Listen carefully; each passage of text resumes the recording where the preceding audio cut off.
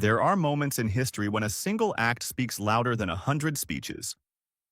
In the early hours before sunrise, in the quiet northern region of Burkina Faso, that moment came without warning. Two missiles struck a rural outpost, killing 3 people and destroying a vital communications tower. It was not a mistake, not a misunderstanding. It was deliberate. And it challenged something far deeper than borders. It questioned sovereignty itself. Within hours, President Ibrahim Traoré addressed the nation. Calm but resolute, he declared the strike an attack on the dignity of a people determined to govern themselves. His words did not fade. They spread across cities and borders, carried by radio waves, conversations, and conviction. In Ouagadougou, thousands gathered in Revolution Square. Burkinan citizens stood shoulder to shoulder, not in rage, but in defiance. Their voices rose not only for Burkina Faso, but for an Africa that remembers too well the pain of being spoken over. In Bamako, Conakry, Dakar, and Nairobi, something began to stir. People asked themselves the same question. If a sovereign African state can be targeted without consent or consequence, then who among us is truly safe? The United States called it a counter-terror operation. But to many Africans, the justification sounded painfully familiar. Another chapter in a long history of decisions made elsewhere, for reasons never fully explained. This time, however, the silence did not hold. Across the continent, that moment awakened something deeper than outrage. It stirred memory, unity, and a hunger for dignity. Because sovereignty is not about the size of your army. It is about being heard when you say no. And if that word can be ignored, then what meaning remains? From that morning on, the conversation changed. Not only in parliaments or press rooms, but in streets, homes, and hearts. A question once whispered is now being asked aloud. Who decides the value of an African voice? And how long will Africans wait for permission to speak it? The strike did not come during conflict or in response to provocation. It arrived without dialogue, without warning, just as the sun was preparing to rise. At 5:42 a.m., 2 precision-guided missiles landed on a rural outpost in Yatenga province, a quiet northern region of Burkina Faso. The outpost served as a communications link between remote security posts and the central command. It was not a battlefield, it was a relay station. Within seconds, flames engulfed the structure. By the time emergency responders reached the site, 3 people were dead, 2 soldiers and a local civilian technician. 7 others were injured. The tower, which helped connect the entire northern border network, was reduced to twisted metal. The shock traveled faster than fire. Within an hour, the Ministry of Defense confirmed what many feared. The strike had originated from a U.S. military base in Niger, over 600 kilometers away. It was not coordinated with Burkinan officials. It was not authorized. There had been no joint operation, no shared intelligence. It was a unilateral act. The government cited Article 2 of the United Nations Charter, declaring it a direct violation of the national sovereignty. Traoré's administration placed all military forces on high alert. Border security along Mali and Niger was reinforced with 1,200 additional troops. Defense points in Ouagadougou and Koudougou escalated to DEFCON 2 readiness. But the state did not respond with aggression. It responded with communication. Traoré appeared live on national television later that day. His speech was measured but firm. He told the nation that the strike was not simply an attack on a facility. It was a challenge to the idea that African states can control their own destinies. His calm tone was not weakness. It was deliberate, designed to steady the people and signal to the world that Burkina Faso would respond as a sovereign nation, not a subject. That evening, a wave of coordinated demonstrations began. In the capital, Revolution Square filled with over 30,000 people. They carried signs. They sang. They held each other. They did not riot. They stood. The message was not rage, it was unity. In the hours that followed, similar gatherings emerged in Bamako, Conakry, Accra, and even Nairobi. Not all were massive, but they shared a single message: Africa is not silent. On local radio shows, citizens demanded answers. Was Burkina Faso being punished for leaving Western security agreements? Was the strike a warning to others considering the same path? News anchors in Dakar and Addis Ababa posed the question live on air. Was this a show of strength or a desperate attempt to retain influence in a region that is shifting away from old alliances? While these questions echoed in homes and streets, another front was mobilizing. Civil society groups called for clarity. Local journalists requested transparency about the nature of the alleged threat the U.S. claimed to have neutralized. Were there terrorists? Who were they? Why was there no shared briefing with Burkinan officials? No answers came, no photos, no names, no independent verification. That silence became part of the story. And the story kept growing. Within 24 hours, African news platforms began rolling coverage under one unified headline: the strike that woke the continent. On social media, Burkinan hashtags merged with Pan-African calls for unity. The phrase, "our land, our right," began trending from Lomé to Luanda. For the first time in years, African commentary was not merely reactive. It was organized, persistent, and deeply personal. The government kept its response disciplined. Military presence increased around critical infrastructure, but martial law was not declared. Instead, ministers were dispatched to speak with citizens, explain the situation, and listen. State television provided real-time updates. In neighborhoods closest to the strike zone, schools were closed for 48 hours, and trauma support teams were sent to local clinics. But the central government did something more subtle, something long missing in past crises. It made the people feel included. It spoke not only to defend itself, but to affirm that the country's sovereignty was not negotiable, not just in treaties, but in daily life. And through that message, something rare happened. The population, battered but not broken, responded with calm, with discipline, and with something the rest of the world had not expected: resolve. As night fell on the day of the strike, the world began to respond, but not in the way its architects had likely imagined. The African Union convened an emergency session, one of the fastest in its history. Within 18 hours of the incident, foreign ministers from 42 nations had joined a virtual summit. The message from nearly every delegation was clear. This was not just Burkina Faso's problem. This was Africa's moment of reckoning. When President Ibrahim Traoré addressed the summit via secure video, his image filled the massive conference hall in Addis Ababa. His tone was deliberate, his words precise, but the steel in his voice could not be missed. "If the sovereignty of one African state can be violated without consequence," he said, "then none of us are truly sovereign." That line struck a nerve. Across the continent, governments scrambled to release statements. Mali, Nigeria, Guinea, nations with recent histories of tension with Western powers, condemned the strike in the strongest terms. Senegal and Ghana, typically more cautious in their alignment with U.S. policy, urged Washington to explain its actions and reaffirm its respect for African independence. In the streets, the language was less diplomatic but more powerful. In Bamako, an estimated 50,000 demonstrators filled Independence Avenue, waving both Burkinan and Malian flags. In Conakry, a candlelight vigil honored the 3 victims of the strike. In Nairobi, where the United States holds one of its largest diplomatic footprints on the continent, small but vocal groups marched to the embassy, demanding accountability. Radio call-in shows across the continent were overwhelmed.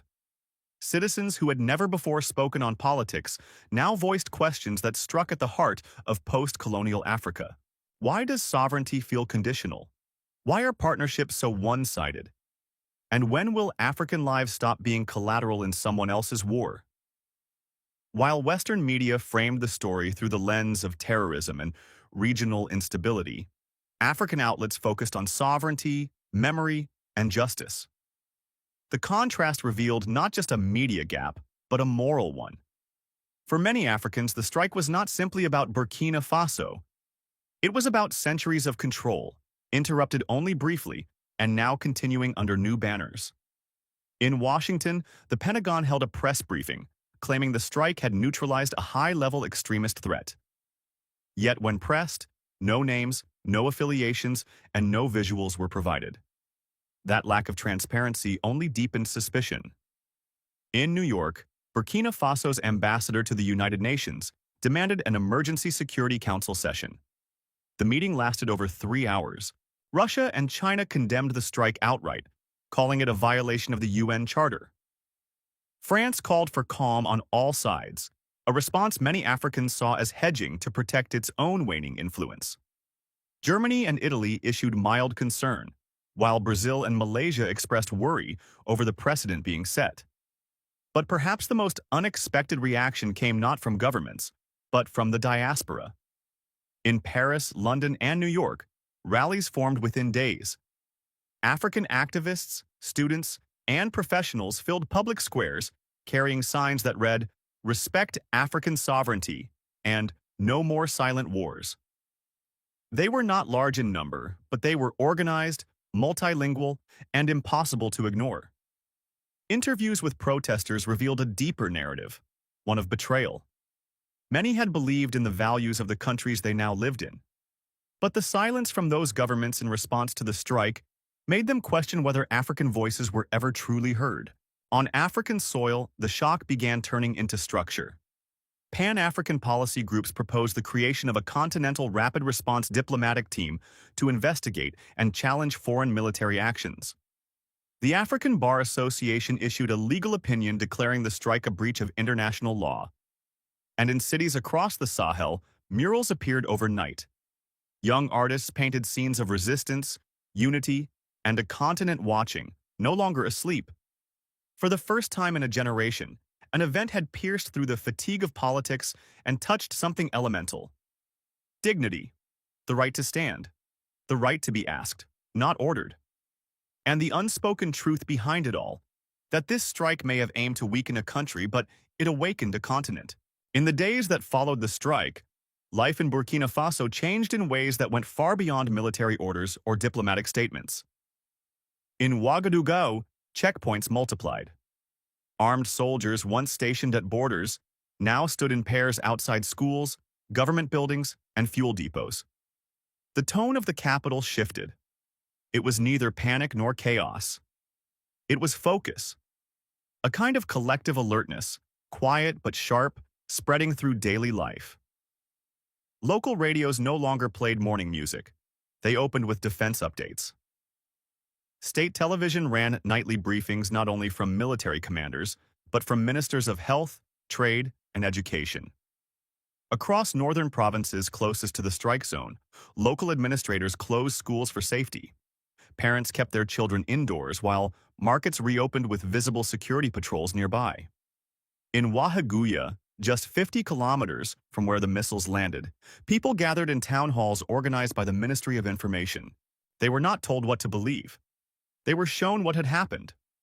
Photos of the strike damage, maps, satellite tracking data. And then they were asked, "What questions do you have?" This approach surprised many. For a country so recently emerging from political volatility, the choice to lead with transparency and public inclusion was unexpected. But it worked. Instead of fueling rumors, it clarified fears. People were scared, yes, but they were not confused. In fact, they were more informed than they had been during any past crisis. And that sense of clarity had a political cost for the opposition. Opposition leaders who initially criticized the government's security handling quickly found themselves sidelined. Not through censorship, but through irrelevance. Public sentiment had coalesced behind Traoré, not just as a president, but as a defender. A national survey conducted 5 days after the strike by the Ouagadougou Institute of Public Opinion showed his approval rating had jumped from 62% to 81%. Among young people under 35, it was even higher, nearly 90%. That same week, the Ministry of Trade introduced emergency economic stabilization measures. Fuel prices, which had risen 12% in a single day due to panic buying, were capped. Grain imports from neighboring Ghana and Togo were prioritized to prevent shortages. Though the supply lines were strained, they held. Inflation remained under control. This economic calm had an equally political consequence. It cut off one of the usual sources of unrest. When people have food, fuel, and clarity, they do not march in frustration. They organize in purpose. And so they did. Across university campuses in Bobo Dioulasso and Koudougou, students formed discussion groups, hosted panels, and drafted resolutions.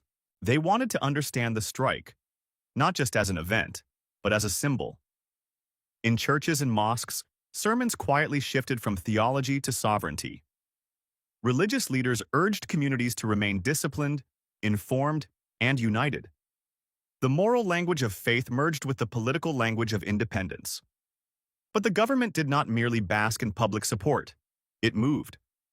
Traoré's cabinet initiated a legal review of all existing military cooperation agreements with foreign powers. Some were suspended immediately.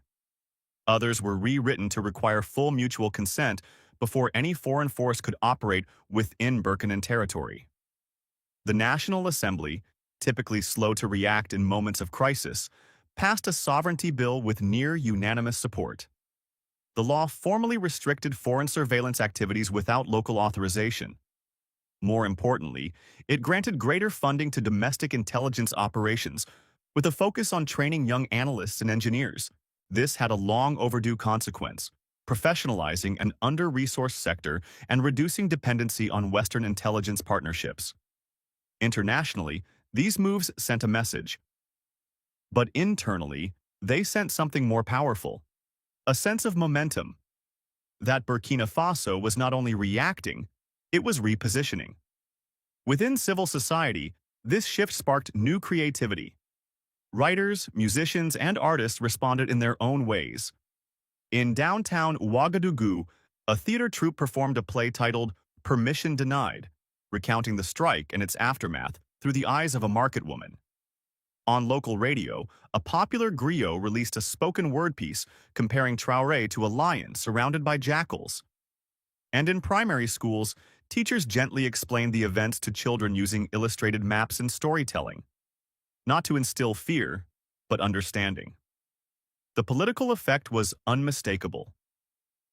Traoré, once seen as a transitional figure, now held the presence of a statesman, not by changing his tone, but by staying consistent when pressure mounted. His administration had found strength not through retaliation, but through restraint, unity, and clarity. And in doing so, it laid the foundation for something few expected after a foreign strike: renewed domestic confidence in the state itself. In Washington, the Burkina Faso strike became an unexpected flashpoint. The Pentagon insisted it was a precision anti-terrorist operation based on regional intelligence. Yet when questioned by reporters, officials offered no names, no photographs, and no post-strike assessments. A closed-door briefing to the Senate Armed Services Committee produced more concern than clarity. Senator Mark Rutledge of Illinois, a veteran voice on foreign policy, warned publicly that military actions carried out in sovereign nations without consent set a dangerous precedent, not just strategically, but morally. Inside the State Department, diplomats scrambled to control the narrative. They emphasized that the United States remained committed to African security and prosperity. But behind the scenes, several officials admitted frustration. Burkina Faso had not been briefed in advance. Neither had the African Union, and the lack of coordination was now fueling backlash not only in Africa, but among partners in Latin America and Asia. In Europe, reactions were cautious. France, still reeling from its own setbacks in the Sahel, issued a carefully worded statement calling for calm and dialogue. Germany expressed concern over the erosion of trust in multilateral security arrangements. Italy echoed those sentiments. Russia and China, however, wasted no time. Both nations condemned the strike outright, framing it as neo-imperial aggression. Russian state media broadcast special reports praising Traoré's calm leadership and warning African audiences against renewed Western military presence. Chinese diplomats used the moment to call for stronger South-South cooperation. Even Brazil and Malaysia voiced discomfort, warning that such actions risked undermining global norms. At the United Nations, debate was heated. Burkina Faso's representative called the strike a clear violation of Article 2 of the UN Charter. Western diplomats appeared divided. The United Kingdom remained largely silent. Canada urged restraint. African representatives, however, were united in tone. Their statements did not merely criticize the United States. They questioned the structure of global security itself.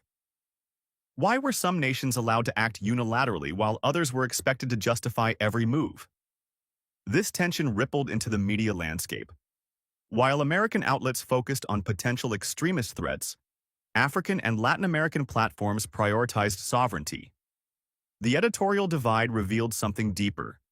Two versions of global order, now in direct conflict.